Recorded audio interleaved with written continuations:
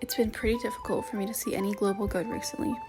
My routine consists of waking up at 3 p.m., watching Netflix or TikToks for 2 hours, debating whether or not to shower, eating dinner, and then spending the rest of the night on my phone before I go to bed around 5 or 6 a.m. I'm bored constantly. I miss school and my friends and my teachers. I miss going to work and dance practice. I miss being busy.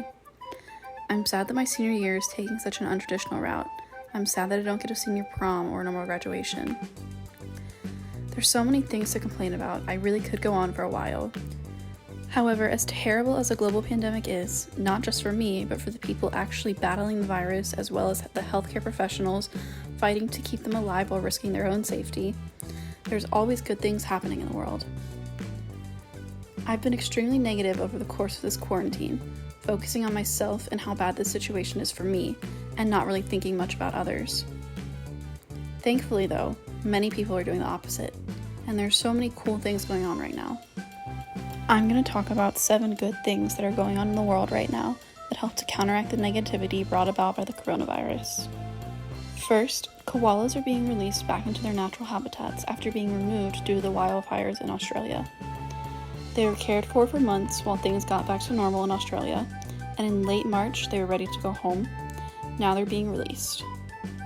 Second, medical dramas like Grey's Anatomy have donated their medical supplies on set to hospitals and healthcare professionals across the world.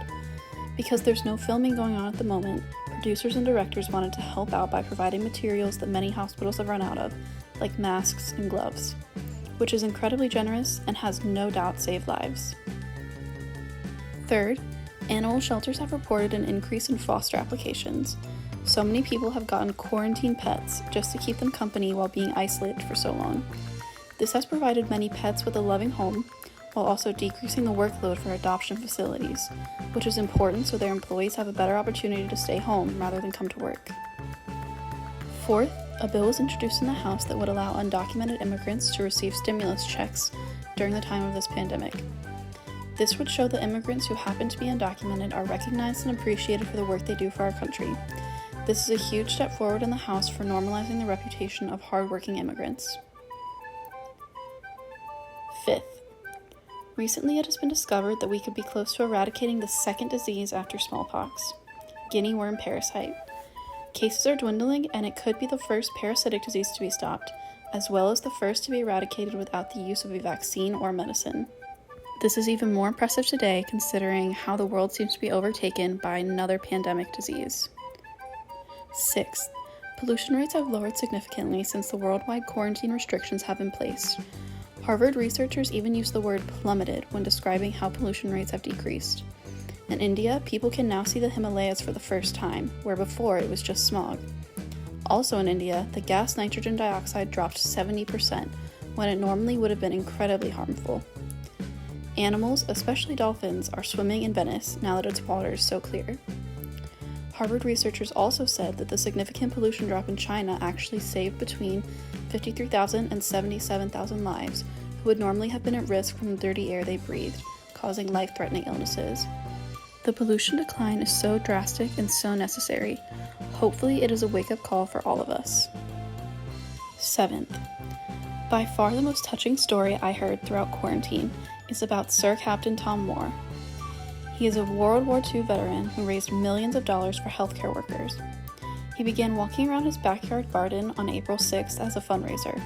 He wanted to complete 100 laps by his 100th birthday, and in doing so, raised £1,000, or a little over $1,200. Within only a month, he not only met his goal of £1,000, but raised $32 million, about $40 million. This is also a new Guinness World Record for money raised for the healthcare system. To show Tom how thankful the country was, the Queen promoted him from the rank of captain to honorary colonel on the day of his 100th birthday. Reports say that Tom has remained extremely humble throughout this process, and when people across the world sign a petition to have him knighted by the Queen, he asked that the ceremony end with a round of applause for healthcare workers. Now, with requests granted by the Queen and Prime Minister, Tom's legal title is Captain Sir Thomas More. He stated that he is overawed by all the support he received and that this title is such an honor. People like Tom have dulled the tragedy of a global pandemic. All of these incredible things I just mentioned have contributed to a more positive outlook on our time during the COVID-19 crisis.